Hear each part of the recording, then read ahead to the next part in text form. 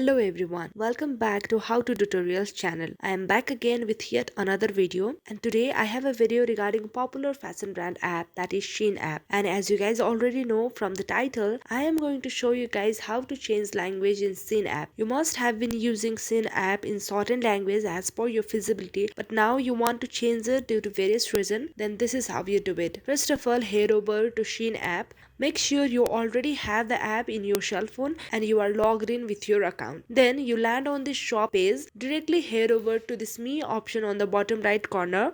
Here in this page, you can see different options on the top right hand side. Head over to second option, which is settings icon.